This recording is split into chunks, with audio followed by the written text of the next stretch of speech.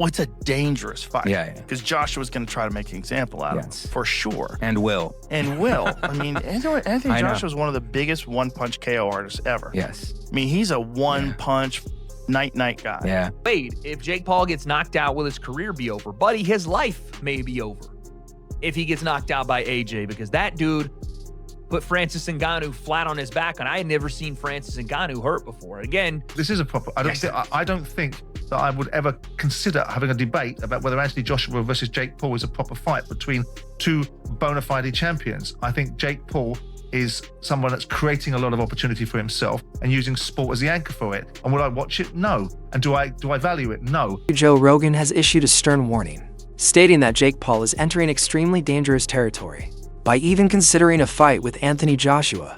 Rogan stresses that Joshua is an Olympic gold medalist and one of the most powerful boxers of the modern era. He believes Joshua would aim to make an example out of Jake, to deter others from calling out elite champions purely for financial gain. Rogan concludes that the difference in their level is so immense that the fight could end in a brutal fashion for Jake. If he beat Anthony Joshua, good Lord. Good Lord. I mean, that's a big if, right? Anthony Joshua, Olympic gold medalist, former heavyweight champion of the world. What he did to Francis Ngannou, good Lord. Yes. Do you want that smoke? Yeah, I just think it's all about the promotion or whatever. I have no idea what the actual motivation is for. That fight's not competitive at all. Well, it's a dangerous fight. Yeah. Because Joshua's going to try to make an example out of him, for sure. And will. I mean, Anthony Joshua's one of the biggest one-punch KO artists ever. Yes. I mean, he's a one-punch. Wade Plemons, the host of the Wade Concept podcast, has strongly cautioned Jake Paul that by facing Anthony Joshua, he is risking serious physical harm. Plemons points to the massive weight and strength disparity, noting that Jake walks around at about 90 kilograms while Joshua competes at approximately 111 kilograms. He emphasizes that while picking fights for entertainment is one thing, stepping into the ring with a seasoned heavyweight champion who has an Olympic pedigree is entirely different. Plemons insists that if Jake is knocked out by Joshua, the damage could be life-altering, and he argues that Jake's ambition for a lucrative payday is blinding him to the very real danger he is undertaking. In making this fight, one, yes, that's the former heavyweight champ. Why is he fighting Jake Paul? And two, why is Jake Paul putting his health and well-being on the line? Because someone asked me on Twitter, Wade, if Jake Paul gets knocked out, will his career be over? Buddy, his life may be over if he gets knocked out by AJ, because that dude put Francis Ngannou flat on his back, and I had never seen Francis Ngannou hurt before. Again, it's boxing, not MMA. Jake has a little more experience, but we're talking about a massive size difference. AJ's still relatively young and still relatively got something left in the tank, and he's only fought the world-class guys for the last 10 years. This would be Jake's not only hardest fight, most dangerous fight of his career. If Jake is doing this, it could signal the last one. I'm not even joking. This could signal Jake being like, I'm having one more of these and I'm out. Because where do you go from Anthony Joshua? We'll get into that part in a second, but the Netflix thing. We know that Anthony Joshua is an exclusive fighter to DAZN. Eddie Hearn has stated that multiple times. AJ, I'm pretty sure, even has a piece of DAZN. I could be wrong about that, but he signed a mega deal years ago with them.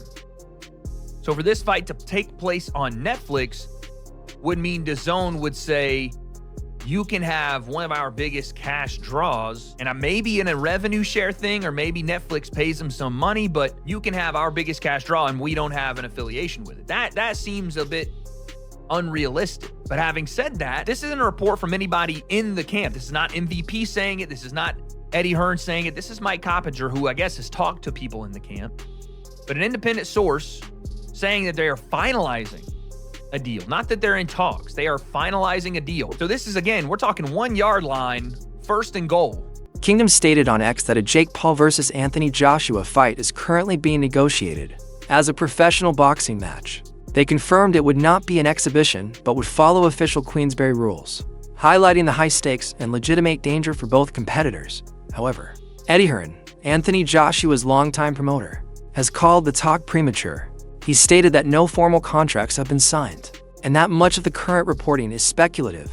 Meanwhile, veteran MMA and boxing journalist Ariel Helwani suggests that the sheer volume of rumors indicates that something is happening behind the scenes.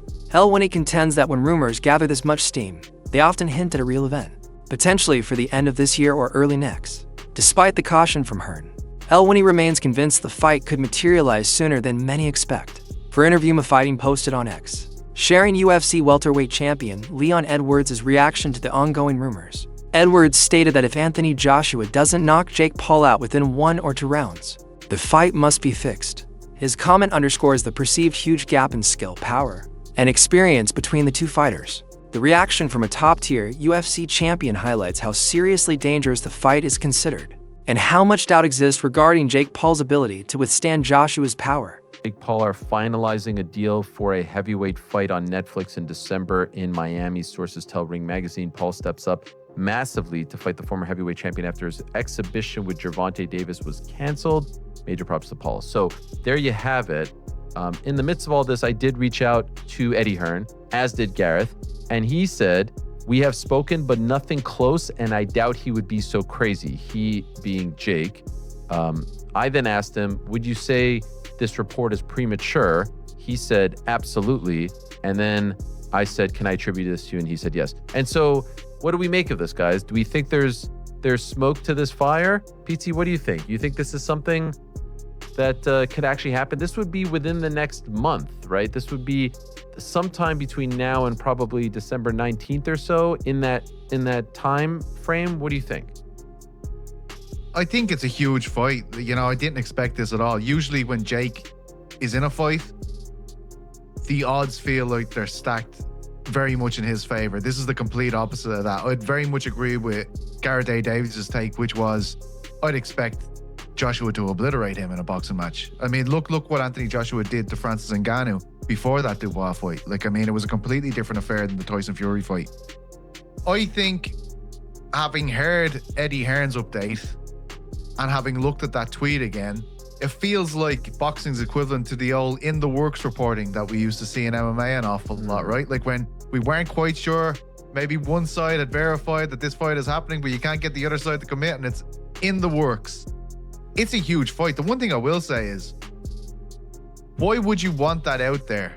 Why would the Ring report this? Why would someone give them that information if it wasn't going to happen? Now, because everything else pales in comparison to this, as far as I'm concerned. Every other fight that they had perspective or potential, I don't think it's as big as Anthony Joshua. So I don't know. This isn't a ring fight, right? This isn't a ring fight. Anthony Joshua is tied to DAZN. Anthony Joshua has a relationship with Turki Al-Sheikh and Riyadh Season.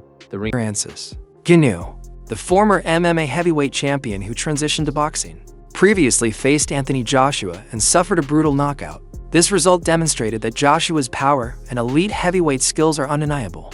Jake Paul had previously held discussions about fighting Ngannou, which was already a bold move given Ngannou's dangerous reputation. However, the conversation has now shifted to Joshua, who represents an even greater threat. Jake is now pursuing a fighter who not only knocked out Ngannou, but has repeatedly proven to be a monstrous opponent due to his size, speed, and skill. This is a gamble with enormous upside, but monumental risk. It is worth noting that Francis Ngannou had publicly declined the earlier idea of fighting Jake Paul, calling the notion disrespectful and stating he would not waste his time with a crossover influence. Our boxer. This fight's in the works, Anthony Joshua versus Jake Paul. As a Brit, how do you evaluate? I've just seen that. Someone just told me about that. That's mad. Fair play to Jake Paul, first of all, for taking it. But if AJ doesn't knock him out in like 1-2 rounds, then I feel like the fight must be fixed or something, because I'm going to Anthony Joshua, obviously, for the KO. So yeah, when is it, you know? It's going to be next month they're working towards. Oh yeah, sick. Yeah, I'm going AJ for the win. Cheers. With Jake, and everything's wrong with Francis. He can go with Francis. So now all of a sudden you start satisfying both ends of this.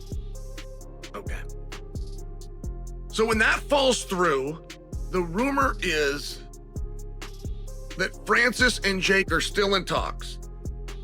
Even though Francis did not come through on the event he was offered and the date he was offered, MVP and Netflix may be willing to reschedule everything and still make him part of it. And Francis' big statement was just, hey, this doesn't make sense.